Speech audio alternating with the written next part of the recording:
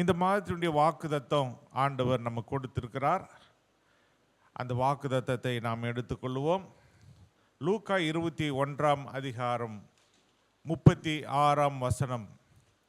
ஆகையால் இனி சம்பவிக்க போகிற இவைகளுக்கெல்லாம் நீங்கள் தப்பி மனுஷகுமாரனுக்கு முன்பாக நிற்க பாத்திரவான்களாக எண்ணப்படுவதற்கு எப்பொழுதும் ஜெபம் பண்ணி விழித்திருங்கள் என்றார். இங்கே நாம் வாசித்த வேத பகுதியில் ஆண்டவராகிய இயேசு கிறிஸ்து நேரடியாக சொல்லக்கூடிய ஒரு காரியம், ஆகையால் இனி சம்பவிக்க போகிற இவைகளுக்கெல்லாம் நீங்கள் தப்பி மனுஷகுமாரனுக்கு முன்பாக நிற்க பாத்திரவான்களாக எண்ணப்படுவதற்கு எப்பொழுதும் ஜெபம் பண்ணி விழித்திருங்கள் என்றார். இயேசுவே சொல்றார். அப்போ ஆகையால் அப்படின்னா ஏதோ விஷயம் இருக்கு. அப்படி என்ன விஷயம் இருக்கு? என்ன சம்பவிக்க போகிறது? எதற்கு நாம் தப்புவிக்கப்பட வேண்டும்? நிறைய காரியங்கள் இருக்கு. இந்த அதிகாரத்தில் லூக்கா 21 அதிகாரத்தில் 7 வசனம் முதல் 20 வசனம் வரையில் பார்த்தீங்கன்னு சொன்னால் என்ன நடக்க போகிறது என்று நாம் பார்க்கிறோம். அவர்கள் அவரை நோக்கி, போதகரே, இவைகள் எப்பொழுது சம்பவிக்கும்? இவைகள் சம்பவிக்கும் காலத்துக்கு அடையாளம் என்ன என்று கேட்டார்கள். அதற்கு அவர், நீங்கள் வஞ்சிக்கப்படாதபடிக்கு எச்சரிக்கையாருங்கள். ஏனெனில் அநேகர் வந்து என் நாமத்தை தரித்து கொண்டு நான் தான் கிறிஸ்து என்றும் காலம் சமீபத்து என்றும் சொல்லுவார்கள். அவர்களை பின்பற்றாதிருங்கள். அப்போ ஆண்டவர் இயேசு சில அடையாளத்தை சொல்றார். கடைசி காலத்தில் நடக்க போகிற அடையாளங்கள். இந்த கடைசி நாட்களிலே நடக்க போகிற இந்த அடையாளங்கள் நடக்கும். இது நடப்பதற்கு முன்னதாக என்ன நடக்கும்? ஒரு 7 காரியத்தை நான் வேகமாக சொல்ல விரும்புகிறேன். 12 வசனம் சொல்லுகிறது, இவைகளெல்லாம் நடப்பதற்கு முன்னே, அதாவது கடைசி காலத்தில் ஆண்டவர் இயேசுடைய நாமத்தை தரித்து கொண்டு நான் தான் கிறிஸ்து, காலம் சமீபத்திருக்குது அப்படிலாம் சொல்ல போறாங்க. அதெல்லாம் நடப்பதற்கு முன்னால் என்ன நடக்கும்?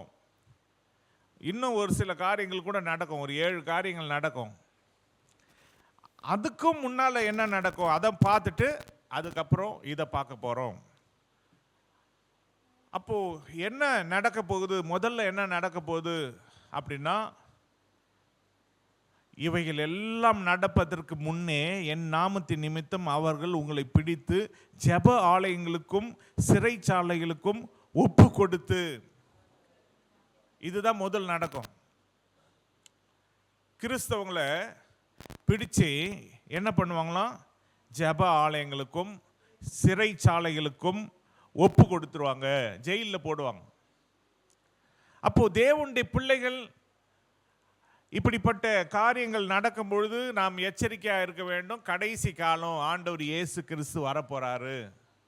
இது இப்போ நடந்து கொண்டு இருக்கு. வட இந்தியாவில் பார்த்தீங்கன்னு சொன்னால் எத்தனையோ பாஸ்டருங்க, எத்தனையோ விசுவாசிகள் அவங்கள வெளியில் எடுக்க முடியாமல் ஜெயிலில் இருக்காங்க. உங்களுக்கு தெரியுமா? எத்தனையோ பேர் போலீஸ் ஸ்டேஷன்லையும் ஜெயிலையும் இருக்காங்க. ஏதோ ஒரு கேஸ். வட இந்தியாவில் நம்ம நாட்டில் நடக்கிற காரியத்தை நான் சொல்லி கொண்டு இருக்கிறேன்.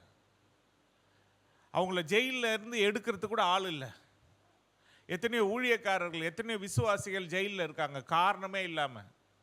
சுவிசேஷத்தின் நிமித்தம், ஆண்டவர் இயேசுடைய நாமத்தின் நிமித்தம், ஆண்டவர் இயேசு அறிவிக்கிறதுனால, அவங்க சபை நடத்துறதுனால, ஊழியம் செய்கிறதுனால அவங்கள கேப்பார் இல்லாமல் அவங்கள அடித்து அவங்கள பிடிச்சி ஜெயிலில் வச்சுருக்காங்க. இதெல்லாம் இந்த கடைசி நாட்கள் நடந்து கொண்டு இருக்கிறது. ரெண்டாவது என்ன நடக்கும்?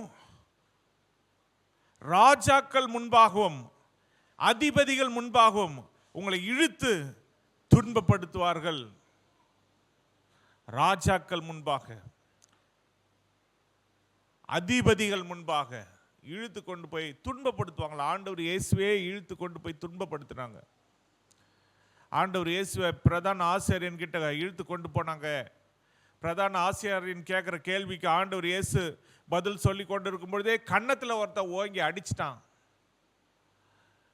நம்மெல்லாம் ஆண்டவர் இயேசுக்காக நாம் என்ன செய்வோம்? பிரயாசப்படுறவங்க. நம்மளா இருந்தால் என்ன நினைப்போம்? அன்னைக்கு மட்டும் நான் இருந்திருந்தா எவன்டா அவன் ஆண்டவர் அடித்தவன், அவன் கையை நான் வெட்டியிருப்பேன்டா, குத்தி இருப்பேன்டான்னு நம்ம என்ன வேணாலும் சொல்லலாம். ஆனால் அந்த காலத்தில் நம்ம இருந்திருந்தா நம்மளும் பேதுற மாதிரி ஓடி இருப்போம். பயந்து நம்ம உயிரை காப்பாற்ற, நம்ம ஜீவன் தப்பி நம்ம பிழைப்பதற்கு ஓடி தான் இருப்போம். இந்த காலத்தில் வேணால் நம்ம என்ன செய்யலாம்? நம்ம வாயில் பேசலாம். ஆனால் ஆண்டவர் இயேசுவையே, தெய்வத்தை, தேவகுமாரனாகிய இயேசுவை கன்னத்தில் ஒருத்தர் ஓங்கி அடித்தான். அதை யாரும் கேட்க ஆள் இல்லை. அவரே தான் பேசுகிறாரு. நான் தகாத விதமாக ஒன்று நான் இது சொல்லலையே, நீ ஏன் நீ அடிக்கிற அப்படின்னு அவர் மெதுவாக தான் சொல்கிறார். நம்மளா இருந்தால் கூட கோவத்தில் வார்த்தைகளை விட்டுருவோம். கோவத்தில் சிலர் கெட்ட வார்த்தைகளை பேசிடுவாங்க. ஆனால் ஆண்டவர் இயேசு நார்மலாக பேசுகிறார். இப்படி இந்த கடைசி நாட்களில் துன்பப்படுத்த போகிறாங்க. இதெல்லாம் இந்த கடைசி நாட்களில் நடக்க போகிறது. அதே போல வேத வசனம் சொல்லுகிறது, ஆனாலும் அது உங்களுக்கு சாட்சி ஆவதற்கு ஏதுவாக இருக்கும். இதெல்லாம் ஆண்டவர் இயேசு சொல்லியிருக்காரு, இதெல்லாம் நடக்கும்னு சொல்லியிருக்காரு என்பதற்கு இதெல்லாம் சாட்சி. 14ஆம் வசனத்தில், ஆகையால் என்ன உத்தரவு சொல்லுவோம் என்று கவலைப்படாதிருக்கும்படி உங்கள் மனதிலே நிர்ணயம் பண்ணி கொள்ளுங்கள். அவங்க எங்கே கூட்டின்னு போய் நம்மளை நிறுத்தினாலும் என்ன உத்தரவு சொல்லுவோம் என்று நாம் கவலைப்படக்கூடாதான். உங்கள் மனதில் அதை குறித்து நீங்கள் நிர்ணயம் பண்ணி கொள்ளுங்க. நீங்கள் எதுக்கும் கவலைப்படாதீங்க. ஒரு சின்ன ஆண்டவர் பிள்ளை கூட தைரியமாக பேசுவாங்க. இந்த கடைசி நாட்களில் ஆண்டவருக்காக பேசுவாங்க, ஆண்டவருடைய வார்த்தையை பேசுவாங்க. அவங்கள யாரும் ஒன்றும் செய்ய முடியாது. இப்போ 15ஆவது வசனத்தில் 3வது என்ன நடக்க போகுது? உங்களை விரோதிக்கிறவர்கள் ஒருவரும் எதிர் பேசவும் எதிர் நிற்கவும் கூடாத வாக்கையும் ஞானத்தையும் நான் உங்களுக்கு கொடுப்பேன். உங்கள் சொந்தக்காரங்களே கூட உங்களை என்ன பண்ணுவாங்க? விரோதிப்பாங்க. காரணமே இல்லாமல் விரோதிப்பாங்க. எதுக்கு தான் இவங்க நம்மளை பகைக்கிறாங்க, எதுக்கு தான் நம்மளை விரோதம் பண்ணுறாங்கன்னு தெரியலையே அப்படின்னு நம்ம நினைப்போம். எல்லாரும் நம்மளை விரோதிப்பாங்க. அப்படிப்பட்டவங்க தான் நாம். ஏன்னா நம்ம ஆண்டவர் இயேசுவை ஏற்றுக்கொண்டதுனால, இயேசுடைய பிள்ளைகளாக நாம் இருப்பதனால, ஞானஸ்தானம் எடுத்து பரிசுத்த ஆவியானவருடைய அபிஷேகத்தை பெற்று ஒரு பரிசுத்தமான தேவ பிள்ளைகளாய் வாழறதுனால நம்மளை எல்லாரும் விரோதிப்பாங்க. வேற எதுவும் காரணம் கிடையாது. இப்போ 16ஆம் வசனத்தில் 4வது என்ன செய்வாங்களாம்? பெற்றோராலும் சகோதரராலும் பந்து ஜனங்களாலும் சிநேகிதராலும் காட்டி கொடுக்கப்படுவீர்கள். இப்போ 4வது என்ன செய்வாங்க? காட்டி கொடுப்பாங்க. முதல்ல சிறைச்சாலையில் போடுவாங்க, 2வது இழுத்து துன்பப்படுத்துவாங்க, 3வது நம்மளை விரோதிப்பாங்க, 4வது நம்மளை காட்டி கொடுப்பாங்க. அதுவும் யார் காட்டி கொடுப்பாங்களாம்? பெற்றோர், அதுக்கப்புறம் சகோதரர்கள், பந்து ஜனங்கள், அப்புறம் ஃப்ரெண்ட்ஸு, சிநேகிதர், இவங்கெல்லாம் தான் காட்டி கொடுப்பாங்க. அப்போ ஒரு தேவனுடைய பிள்ளை, ஒரு விசுவாசிக்கு எவ்வளோ பரிதாபமான நிலைமை. கூட இருக்கிறவங்களே காட்டி கொடுப்பாங்க. 5வது என்ன பண்ணுவாங்களாம்? உங்களில் சிலரை கொலை செய்வார்கள். இது 5வது. கொலை கூட செய்வாங்க. 6வது என்ன செய்வாங்க? 17ஆம் வசனத்தில், என் நாமத்தின் நிமித்தம் எல்லாராலும் பகைக்கப்படுவீர்கள். எல்லாரும் பகைப்பாங்க. எப்படி இருக்கும் யோசித்து பாருங்க. இதெல்லாம் சில நேரங்களில் நான் அனுபவித்து கொண்டு இருக்கிறேன். எல்லாரும் பகைப்பாங்க காரணமே இல்லாமல். அப்போல்லாம் எப்படி இருக்கும் யோசித்து பாருங்க. எதுக்காக இது சொல்கிறேன்னா, நீங்களும் இந்த உண்மையை நீங்கள் அறிந்து கொள்ள வேண்டும். கூட இருக்கிறவங்களே பகைப்பாங்க, கேவலமாக பேசுவாங்க.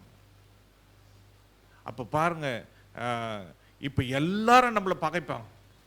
அப்போது நாம் தெரிந்து கொள்ள வேண்டும், நாம் தேவனுடைய திட்டத்தில் தான் இருக்கிறோம். எல்லாரும் பகைக்கிறாங்களா? அப்போ ஆண்டவர் இயேசு ஏற்கனவே சொல்லியிருக்காரு, எல்லாரும் பகைப்பாங்கன்னு சொல்லியிருக்காரு. அதனால தான் இவங்க பகைக்கிறாங்க அப்படின்னு நம்ம விசுவாசத்தை நம்ம என்ன பண்ணக்கூடாது? விட்டுறக்கூடாது. நம்ம விசுவாசத்தில் உறுதியாக இருக்க வேண்டும், பயப்படாமல் இருக்க வேண்டும், நாம் தைரியமாக இருக்க வேண்டும். அப்புறம் 7வது என்ன தெரியுமா பண்ணுவாங்க? அப்போ ஆண்டவர் ஒரு வாக்குத்தத்தத்தை சொல்லியிருக்காரு, எல்லாரும் பகைச்சாலும் 18ஆம் வசனத்தில், ஆனாலும் உங்கள் தலைமயிரில் ஒன்றாகிலும் அழியாது. ஹல்லேலூயா! அப்படிப்பட்ட ஆண்டவர் நம்முடைய ஆண்டவர். எவன் தான் நம்மளை பகைச்சாலும், யார் தான் நம்மளை காட்டி கொடுத்தாலும், என்னதான் பண்ணாலும் முடிய கூட ஒன்றும் செய்ய முடியாது. ஹல்லேலூயா! 7வதாக, உங்கள் பொறுமையினால் உங்கள் ஆத்துமாக்களை காத்து கொள்ளுங்கள். எருசலேம் சேனைகளால் சூழப்பட்டிருப்பதை நீங்கள் காணும்போது அதன் அழிவு சமீபமாயிற்று என்று அறியுங்கள்.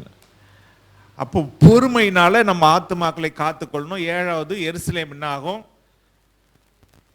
சேனைகளால் சூழப்பட்டுரும், அது அழிக்கப்படுவதற்காக சூழப்படும். இப்போ எருசலேம் சூழப்பட்டிருக்கா இல்லையா? ஈராக் சண்டைக்கு வராங்க, அங்க எத்தனையோ தீவிரவாதிங்க சண்டைக்கு வராங்க. இதெல்லாம் இந்த கடைசி காலம். எருசலேமை அழிக்கிறதுக்காக எத்தனையோ நாடுகள் அங்கே சூழ்ந்து திட்டம் போட்டு கொண்டிருக்கிறாங்க.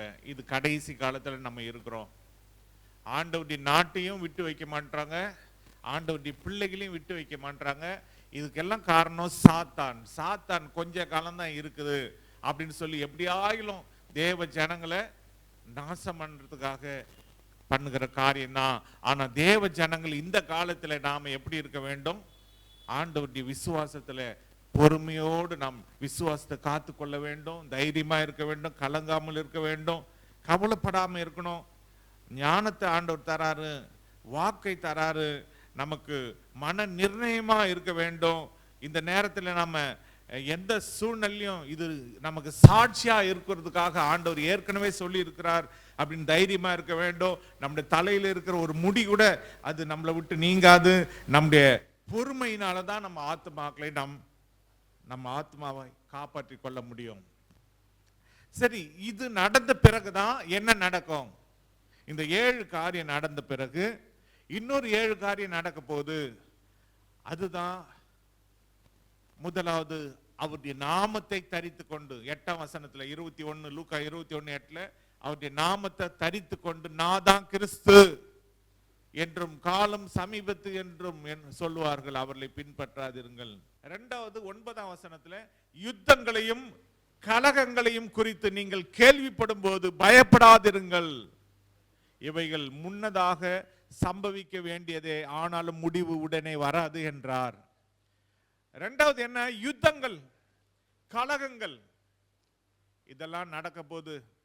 இந்த கடைசி நாட்களிலே யுத்தங்களும் கலகங்களும் நடக்கும். தேவனுடைய பிள்ளைகள் தான் நாம் எச்சரிக்கையா இருக்க வேண்டும். நடந்து கொண்டுதான் இருக்கு. ரஷ்யாவுக்கும் யுக்ரைனுக்கும் யுத்தம் நடந்து கொண்டிருக்கு. இன்னொரு கட்டத்தில் சைனாவுக்கும் இந்தியாவுக்கும் சில சின்ன சின்ன சண்டைகள் பார்டர்ல நடந்து கொண்டிருக்கிறது, தள்ளு முள்ளுகள் நடந்து கொண்டிருக்கிறது. சில நேரம் சைனா நம்ம இந்தியாவில் உள்ள வந்துடுறாங்க, அந்த சண்டை நடக்குது. சில நேரம் பாகிஸ்தானுக்கும் இந்தியாவுக்கும் சண்டை நடக்குது. இப்போ கூட சமீபத்தில் நடந்தது. அது அமெரிக்க அதிபர் தலையிட்டதுனால அதை நிறுத்தி வச்சிருக்காங்க. இப்படி யுத்தங்கள் கலகங்கள் இந்த கடைசி நாட்களில் நடக்கும். 3வதாக 10ஆம் வசனத்தில் பார்க்கிறோம், அப்பொழுது அவர் அவர்களை நோக்கி, ஜனத்துக்கு விரோதமாய் ஜனமும் ராஜ்யத்துக்கு விரோதமாய் ராஜ்யமும் எழும்பும். ஜனத்துக்கு விரோதமா ஜனம், ராஜ்யத்துக்கு விரோதமா ராஜ்யம் எழும்பும். இதுதான் கடைசி காலம். 4வது என்ன நடக்கும்? 11ஆம் வசனத்துல, பல இடங்களில் மகாபூமி அதிர்ச்சிகளும். மகாபூமி அதிர்ச்சிகள், நம்ம வாழ்ந்த நாட்களிலேயே பூமி அதிர்ச்சிகள் எத்தனை பார்த்திருக்கிறோம். திடீர்னு அப்படியே கட்டடம்லாம் நடுங்கி ஆடி அசைஞ்சு ரோட்டுக்கு வந்திருக்கிறோம் நம்ம எத்தனையோ முறை. சில நேரத்தில் நியூஸ் போடும்போது பூமி எதிர்ச்சின்னு உடனே கடகடன்னு தெருவில் போய் நிற்போம். நம்ம எல்லாருக்கும் கடைசியில் தெருவில் தான் போய் நிற்க வேண்டிய சூழ்நிலை. அதனால தெருவில் போகிறவங்கள அற்பமாக எண்ணாதீங்க, ரோட்டில் வாழறவங்கள அற்பமாக நினைக்காதீங்க. ஏன்னா நமக்கு ஒரு ஆபத்துனா நம்மளும் போய் தெருவில் தான் நிற்கணும், ரோட்டில் தான் நிற்கணும். பூமி அதிர்ச்சி வந்துச்சுன்னா எல்லாம் பயந்து, ஐயோ வீடு என்ன ஆகுமோ, கட்டடம் என்ன ஆகுமோ, எல்லாத்தையும் விட்டுட்டு உயிரை தப்பிச்சுக்கிறதுக்காக ரோட்டில் தான் போய் நிற்கிறோம். அது மட்டும் இல்லை, பஞ்சங்கள். நம்ம தமிழ்நாட்டிலேயே கொஞ்ச நாளுக்கு முன்னால் விவசாயிகள் எலியெல்லாம் பிடிச்சி சாப்பிட்டாங்கன்னு கேள்விப்பட்டிருக்கீங்களா? அவ்வளோ பஞ்சம். ஆனால் நமக்கு அது தெரியல. நம்ம ரேஷன்லையாவது சாப்பாடு அரிசியை வாங்கி சாப்பிட்றோம். ஆனால் இவ்வளோ சிலர்லாம் கிழங்குங்க வேருங்கெல்லாம் எப்படியோ சாப்பிட்டாங்களாம். அவ்வளோ பஞ்சங்கள். இன்னும் நமக்கு கண்ணுக்கு தெரியாத பல கிராமங்களிலும் பல இடங்களிலும் பஞ்சங்கள் இருந்து கொண்டு தான் இருக்கு. சிலருக்கு வசனம் கிடைக்காத பஞ்சம், சுவிசேஷத்தை அறிவிக்காத இடங்கள் இருக்கு. சிலருக்கு ஆகார பஞ்சம், இப்படியெல்லாம் பஞ்சங்கள். அதுக்கப்புறம் கொள்ளை நோய்கள். எங்க பார்த்தாலும் நோய். இங்க யாராவது ஒருத்தர் எனக்கு நோய் இல்லைன்னு சொல்லிடுங்க, உங்களுக்கு இப்பவே ஒரு 1000 ரூபாய் நான் பரிசு கொடுத்துறேன். யாராவது சொல்ல முடியுமா? எல்லாருக்கும் நோய். அங்க வலிக்குது, இங்க வலிக்குது, இந்த விரல் வலிக்குது, தலை வலிக்குது, ஏதாவது ஒரு நோய் இருந்துக்கிட்டு தான் இருக்கு. அப்போ கொள்ளை நோய் வேற. கொரோனா வந்து கொள்ளை கொண்டு போச்சு ஜனங்களை, கோடிக்கணக்கான மக்களை. அது கணக்கு போடவே இல்லை. ஏன்னா தீர்க்க தரிசனங்கள் நிறைவேறி கொண்டிருக்கிறது. வேதத்தில் என்னென்ன சொல்லப்பட்டிருக்கோ. இது மட்டும் இல்லை, இன்னும் நடக்க போகுது. அதாவது 1/4 ஜனங்கள் மரிச்சு போயிடுவாங்க கடைசி காலத்தில். இதெல்லாம் நடக்கும். அதுக்கப்புறம் சூரியன் கீழே விழப்போகுது, சந்திரன் கீழே விழப்போகுது, அக்கினியில் இந்த பூமியை சாம்பலாக மாறப்போகுது.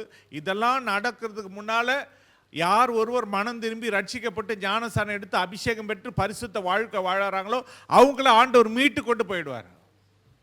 மற்றவங்கெல்லாம் இங்கே சிக்கி கொள்வாங்க வேதனையிலையும் இந்த அழிவிலும். அப்போ கொள்ளை நோய்களும் வரும்.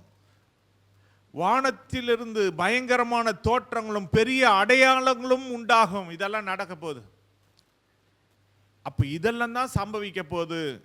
இதற்கு நாம் தப்பித்து கொள்ள வேண்டுமானால், இதுக்கு தப்பித்து மனுஷகுமாரனுக்கு முன்பாக நிற்க வேண்டுமானால் என்ன செய்யணும்? ஒரே ஒரு வழி, எப்பொழுதும் ஜெபம் பண்ணி விழித்திருங்கள். ஒரே ஒரு வழி ஜெபம்தான். அதனால தான் நம்முடைய சபையில் காலையில் 5 மணிக்கு ஃபோன்லேயாவது, நீங்கள் நேரடியாக வர முடியாது, ஃபோன்லேயாவது ஜெபம் பண்ணிட்டோன்னு சொல்லி காலையில் 5 மணிக்கு எழுந்த உடனே உங்களுக்கு ஃபோனில் ஜெபம். நீங்கள் ஃபோனில் 5லேருந்து 5:30 மணி வரைக்கும் நீங்கள் கலந்து கொள்ளலாம். காலையில் ஜெபம், திரும்ப 10 மணிக்கு ஒரு ஜெபம், திரும்ப காலையில் 11 மணிக்கு ஒரு ஜெபம். எப்படி நம்ம டீ அடிக்கடி சாப்பிட்றோம், டீ குடிக்கிறோம், அது மாதிரி உங்களுக்கு ஜெபத்துக்கு ஒரு ஆதாரமாக காலையில் எல்லாரும் கலந்து கொள்ளலாம். காலையில் 5 மணிக்கு. அதுக்கப்புறம் 11 மணிக்கு சகோதரிகளுக்கு தனியாக, 11லேருந்து 12 மணி வரைக்கும். அதுக்கப்புறம் சகோதரர்களுக்கு தனியாக இரவு 10 மணிலேருந்து 10:30 மணி வரைக்கும். இப்படி ஜெபத்துக்கு பஞ்சம் வரக்கூடாதுன்னு சொல்லி இந்த ஜெபங்களெல்லாம் நம்ம ஒழுங்கு செஞ்சுருக்கிறோம். எதற்காகன்னா, எப்படியாவது நம்ம அடிச்சு பிடிச்சி, எப்படி ஒரு சீட்டு, ஒரு ஊருக்கு போகிறதுக்கு ஒரு பஸ்ஸில் ஒரு சீட்டு கிடச்சா எப்படி இருக்கும், அதுபோல் பரலோகத்துக்கு எப்படியும் அடிச்சு பிடிச்சி நம்ம ஒரு சீட்டை வாங்கி பரலோகத்துக்கு போயிடணும். அதுக்காக நம்ம என்ன பண்ணணும்? எப்பொழுதும் ஜெபம் பண்ணிக்கொண்டே இருக்கணும். நீங்கள் வேலைக்கு போனாலும் சரி ஜெபம் பண்ணுங்க, நீங்கள் எங்கே இருந்தாலும் ஜெபம் பண்ணுங்க, உங்கள் மனசில் ஜெபம் பண்ணுங்க. ஜெபம் பண்ணலன்னா இந்த காலத்தில் வாழவே முடியாது. ஜெபம் பண்ணி ஆண்டவர்கிட்ட நம்ம ஆண்டவருடைய கிருபையை பெற்று ஒரு பரிசுத்த வாழ்க்கை வாழ்ந்தாதான் நாம் அவருக்கு முன்னால் போய் நிற்க முடியும். அவருக்கு முன்னால் நிற்கிறதுக்கு பாத்திரவான்களாக என்ன பண்ணணும்னா நம்ம ஜெபம் பண்ணணும். அதுதான் ஒரே வழி. இன்னொரு வழி என்னன்னா, லூக்கா 12ஆம் அதிகாரத்தில் இருக்கு, 26ஆம் வசனத்தில் அவருக்கு ஊழியம் செய்யணும். ஒருவன் எனக்கு ஊழியம் செய்தா, ஆண்டவர் இயேசு சொல்லி இருக்கிறாரு. அந்த வசனத்தை வாசிங்க. யோவான் 12:26. ஒருவன் எனக்கு ஊழியம் செய்கிறவனானால் என்னை பின்பற்ற கடவன். நான் எங்கே இருக்கிறேனோ அங்கே என் ஊழியக்காரனும் இருப்பான். ஒருவன் எனக்கு ஊழியம் செய்தால் அவனை பிதாவானவர் கனம் பண்ணுவார். ஹல்லேலூயா. ஊழியம் செய்யணும். அப்போ ஆண்டவருக்கு யாரெல்லாம் இந்த கடைசி நாட்களில் ஊழியம் செய்கிறாங்களோ அவங்க இயேசு எங்கே இருப்பாரோ அங்கே போய் இருப்பாங்க. இயேசு எங்கே இருக்கிறாரு? பரலோகத்தில் இருக்காரு. அப்போ அங்கே போய் நாமளும் இருப்போம். யார் ஊழியம் செஞ்சா? நீங்கள் உங்கள் நண்பர்களுக்கு ஊழியம் செய்யணும், உங்கள் சொந்தக்காரங்களுக்கு ஊழியம் செய்யணும், உங்கள் பக்கத்து வீட்டுக்காரங்களுக்கு ஊழியம் செய்யணும், அவங்களுக்கு ஆண்டவர் இயேசுவை பற்றி சொல்லணும். அப்படி ஊழியம் செஞ்சால் அவங்க அவரை இயேசுவை பின்பற்றுவாங்க. இயேசு எங்கே இருக்கிறாரோ அங்கே அவங்களும் இருப்பாங்க. அது மட்டும் இல்லை, பிதாவாகிய தேவன் அவங்கள கனப்படுத்துவார். அவருக்கு முன்னால் நம்ம நிற்கலாம். அப்படின்னா என்ன அர்த்தம்? இந்த உலகத்தில் வரப்போகிற எல்லா நடக்க போகிற சம்பவங்களுக்கும் அழிவுக்கும் நாம் தப்பித்து கொள்ளலாம், அவருக்கு முன்னால் போய் நிற்கலாம். அதுக்கு ஒரு வழி ஜெபம், இன்னொரு வழி ஊழியம் செய்யணும். மூணாவது வழி என்ன தெரியுங்களா? அங்கே லூக்கா 20ஆம் அதிகாரம் 9ஆம் வசனத்திலிருந்து 16ஆம் வசனம் வரைக்கும் ஒரு சம்பவம் இருக்கு. அங்கே ஒரு எஜமான் திராட்சை தோட்டத்தை குத்தகையாக விட்டுட்டு அதனுடைய கனியை வாங்குவதற்காக ஊழியக்காரராக அனுப்புகிறார். ஒரு 2-3 ஊழியக்காரரை அனுப்புகிறாரு. அவங்க என்ன செய்கிறாங்கன்னா அடித்து அவமானப்படுத்தி அனுப்பிச்சிட்றாங்க. கனியை மட்டும் கொடுக்கல, பலனை கொடுக்கல.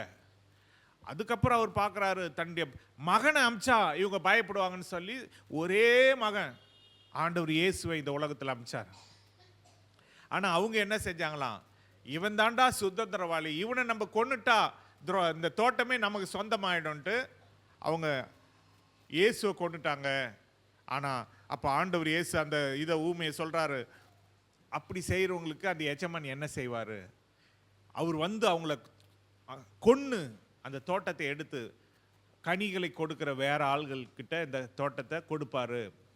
அதுதான் இப்போ ஆண்டவர் இயேசு நம்மளை தோட்டத்தில் வச்சிருக்கிறார். அந்த தோட்டத்தில் இருக்கிற எல்லா கனிகளையும் அவர் கொடுக்க வேண்டும். இயேசுக்காக கொடுக்க வேண்டும், பிதாவாகிய தேவனுக்கு நாம் கொடுக்க வேண்டும். கனி கொடுத்தா நம்ம அவருக்கு முன்னால் நிற்கலாம். கனி கொடுக்காம நம்ம வரவங்களை அடித்து துரத்துறதா இருந்தாலும் இல்லை அவங்கள கொலை பண்ணுறதா இருந்தால் அவருக்கு முன்னால் நிற்க முடியாது. அவர் தான் நம்மளை கொண்டு போட்டுருவார். அவருக்கு முன்னால் நிற்கணும்னா கனியை அவருக்கு ஒழுங்காக கொடுத்து கொண்டே இருக்க வேண்டும். அதோடு கூட வேகமாக நான் சொல்ல விரும்புகிறேன், தாளந்துகளை உங்களுக்கு கொடுத்துருக்காரு. ஒருத்தர் சாட்சி சொல்கிற தாளந்தாக இருக்கலாம், ஒருத்தருக்கு பாடுகிற தாளந்தாக இருக்கலாம், ஒருத்தருக்கு ஜெபம் பண்ணுற தாளந்தாக இருக்கலாம், சுவிசேஷம் சொல்கிற தாளந்தாக இருக்கலாம். ஏன்னா ஒவ்வொருத்தருக்கும் தாளந்துகளை கொடுத்துருக்கிறார். 3 பேருக்கு 3 தாளந்தை கொடுத்தாரு. ஒருத்தனுக்கு 1 தாளந்தை கொடுத்தாரு, ஒருத்தருக்கு 2 கொடுத்தாரு, ஒருத்தருக்கு 5 கொடுத்தாரு. 5 வாங்கினவங்க 10 மாற்றினாங்க, 2 வாங்கினவங்க 4 மாற்றினாங்க, 1 வாங்கினவங்க மட்டும் மண்ணில் போட்டு மூடி வச்சுட்டான். அப்படி மூடி வச்சவனை அவர் கூப்பிட்டு நரகத்தில் போடுறாரு. ஆனால் 2 வாங்கினவன் கூட 2 4 மாற்றினவனை உன் எஜமானுடைய சந்தோஷத்துக்குள்ளே பிரவேசின்னு அவருக்கு முன்னால் நிற்க பாத்திரவானாக. அதே போல் 5 10 மாற்றினவனை நீயும் உன் எஜமானுடைய சந்தோஷத்துக்குள்ளே போன்னு சொல்லி அனுப்பிச்சி வச்சாரு. அதனால் ஆண்டவர் இயேசுக்கு முன்னால் நிற்கணும், இந்த உலகத்தின் அழிவுக்கு தப்பிக்கணும்னா நாம் நம்முடைய தாளந்துகளை நம்ம என்ன செய்யணும்? அதிகப்படியாக ஆக்கணும். உங்களுக்கு என்ன தாளந்துகள் இருக்கோ அது அதிகமாக உங்களுக்கு பாட்டே வராதுன்னா எப்படியாவது பாட கற்றுக்குங்க. கொஞ்சம் கொஞ்சமாக கற்றுக்கிட்டு ஆண்டவருக்காக பாடுங்க. ராகம் சரியாயிடும். உங்களுக்கு ஜபமே பண்ண தெரியாதுன்னா கொஞ்சம் கொஞ்சமாக கற்றுக்கிட்டு ஜபம் பண்ணுங்க. கொஞ்சம் கொஞ்சமாக தட்டி தடுமாறி ஜபம் பண்ணுங்க. எல்லாத்தையும் சுவிசேஷம் அறிவிக்கவே தெரியாதுன்னா சுவிசேஷத்தை எப்படியாவது கொஞ்சம் கொஞ்சமாக அறிவிங்க. தாளந்துகளை ஆண்டவருக்காக பயன்படுத்துங்க. இன்னொரு காரியம் என்ன செய்யணும்னா, இந்த சிறியரை நீங்கள் அவங்களுக்கு என்ன செஞ்சீங்களோ அதை எனக்கே நீங்கள் செஞ்சீங்க. இந்த உலகத்தில் இருக்கிற ஏழைங்களுக்கு நீங்கள் என்ன செய்யணும்? அவங்களுக்கு முடிஞ்ச உதவிகளை நீங்கள் செய்யணும். பசியாக இருக்கிறவங்களுக்கு, ஆகாரம் இல்லாமல் இருக்கிறவங்களுக்கு உங்களால் முடிஞ்சது என்ன? உங்களை ஆண்டவர் ஒரு அளவுக்கு உயர்த்தி 3 வேளையும் சாப்பாடு உங்களுக்கு கொடுத்துருக்காரு. ஆனால் ஒரு வேளை கூட சாப்பாடு இல்லாதவங்க எத்தனையோ பேர் இருக்காங்க. உங்கள் கண்ணில் படுறவங்க யார்? அவங்களுக்கு நீங்கள் தான் உத்தரவாதி. உங்களை நம்பி தான் உங்கள் கண்ணில் அவங்கள பட வைக்கிறார். அப்போ அவங்கள நீங்கள் கண்ணால் பார்க்கும் பொழுது அவங்களுக்கு வேண்டிய ஆகாரத்தை நீங்கள் தான் கொடுக்கணும். அப்படி நம்ம கொடுத்தா ஒரு நாள் ஆண்டவர் நம்மளை கூப்பிட்டு சொல்வார், இவங்களுக்கு கொடுத்தியே அந்த ஆகாரம் நீ அவங்களுக்கு தரல, எனக்கு தான் நீ கொடுத்த, எனக்கு தான் இதை செஞ்ச. இந்த சிறியரில் யாருக்கு எதை செஞ்சீங்களோ அது எனக்கே நீங்கள் செஞ்சீங்க அப்படின்னு அவருக்கு முன்னால் நம்மளை நிற்க வைப்பார். அவரோடு கூட நம்மளை வச்சு அவருடைய பரலோக ராஜ்யத்தில் கொண்டு போய் நம்மளை வைப்பார். அல்லேலூயா. இன்னொன்று வெளிப்படுத்தல் 22ஆம் அதிகாரத்தில் 11ஆம் வசனத்தில் அவர் சொல்கிறாரு, அநியாயம் செய்கிறவன் அநியாயம் செய்யட்டும், அசுத்தமாக இருக்கிறவன் அசுத்தமாக இருக்கட்டும், ஆனால் நீதி செய்கிறவங்க, நீதி உள்ளவன் இன்னும் நீதி செய்யட்டும், பரிசுத்தமாக உள்ளவன் இன்னும் பரிசுத்தமாக இருக்கட்டும். ஏன்னா அவர் வரப்போறாரு. அநியாயம் செய்கிறவன் அசுத்தமாக இருக்கிறவன் எல்லாரையும் பிடிச்சி நரகத்தில் போட போகிறாரு. ஆனால் யார் நீதியாக வாழ்ந்தாங்களோ, யார் பரிசுத்தமாக வாழ்ந்தாங்களோ அவங்கள மட்டும் அவரோடு கூட வச்சு அவங்கள அழகு பார்ப்பார். அல்லேலூயா. அவரோடு பரலோக ராஜ்யத்தில் அவர் வச்சுக்குவார். அதனால தான் பரிசுத்த வாழ்க்கை இந்த உலகத்தில் தேவை. 1 தீமோத்தேயு 4ஆம் அதிகாரம் 8ஆம் வசனத்தில் தேவ பக்தியா நாம் நடக்க வேண்டுமா. 1 தீமோத்தேயு 4ஆம் அதிகாரம் அந்த 8ஆம் வசனத்தை யாராவது வாசிங்க.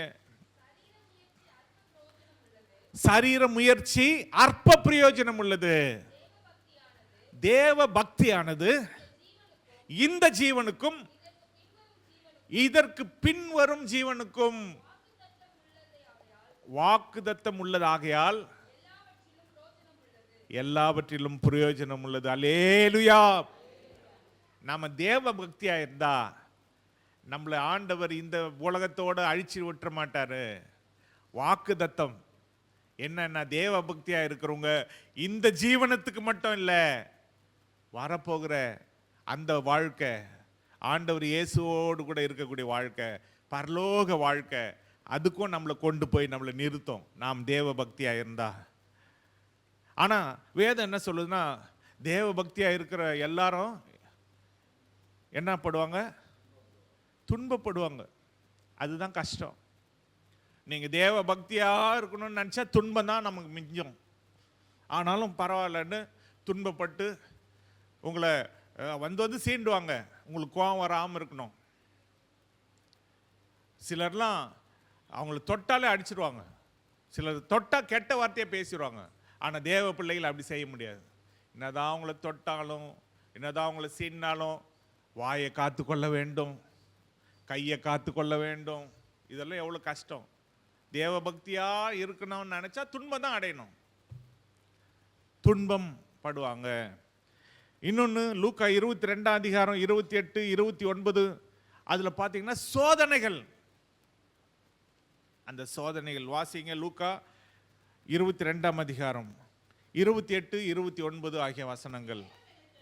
மேலும் எனக்கு நேரிட்ட சோதனைகளில் என்னோடு நிலைத்திருந்தவர்கள் நீங்களே. அப்போ ஆண்டவர் இயேசுவோடு கூட சோதனைகளிலே நாம் நிலைத்திருந்தா, ஆண்டவர் இயேசு தன்னுடைய சீஷரை பார்த்து சொன்னாரு, நீங்க என்னோடு கூட சோதனையில் நிலைத்திருந்ததுனால உங்களுக்காக ஒரு ராஜ்யத்தையே நான் ஏற்படுத்துறேன். அவரோடு வச்சுக்கிறதுக்காக, அவரோடு கூட வச்சுக்கிறதுக்காக ஒரு ராஜ்யத்தை ஏற்படுத்தி கொடுத்தார். அப்போ இன்னைக்கு நாம இந்த உலகத்தின் நடக்க போகிற சம்பவங்களுக்கெல்லாம் தப்ப வேண்டும். மனுஷகுமாரனுக்கு முன்பாக நிற்க பாத்திரவான்களாய் நடக்க வேண்டும். அதற்கு என்ன வழி? அதை தான் பார்த்து கொண்டு இருக்கிறோம். அதுக்கு முதல் வழி என்ன? ஜெபம் பண்ணி விழித்திருக்க வேண்டும்.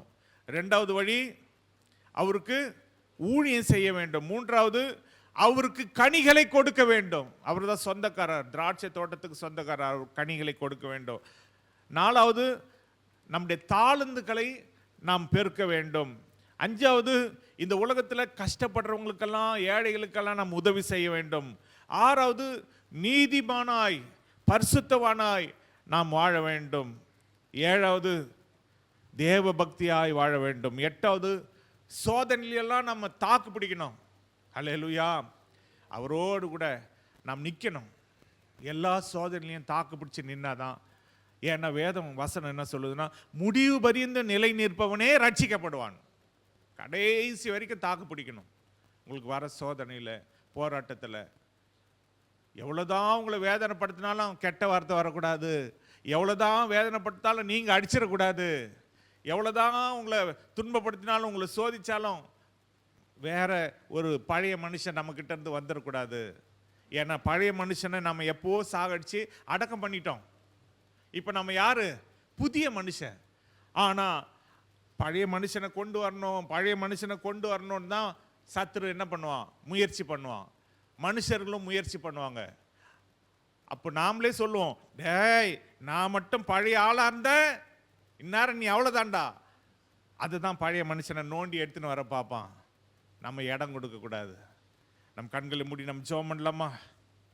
இன்னைக்கு ஆண்டவருடைய வாக்குத்தத்தம், ஆகையால் இனி சம்பவிக்க போகிற இவைகளுக்கெல்லாம் நீங்கள் தப்பி மனுஷகுமாரனுக்கு முன்பாக நிற்க பாத்திரவான்களாக எண்ணப்படுவதற்கு எப்பொழுதும் ஜெபம் பண்ணி விழித்திருங்கள் என்றார். எங்கள் அன்பின் பிதாவே, இந்த கடைசி நாட்களிலே, காலங்களிலே நாங்கள் வாழ்ந்து கொண்டிருக்கிறோம். எங்கள் தேவன் எங்களை கைவிடாமல் இதுவரை எங்களை காப்பாற்றி வந்து கொண்டிருக்கிறீர். நாங்கள் நிற்பதும், நாங்கள் அப்பா விழாமல் இருப்பது உங்களுடைய சுத்த கிருபை ஆண்டவரே.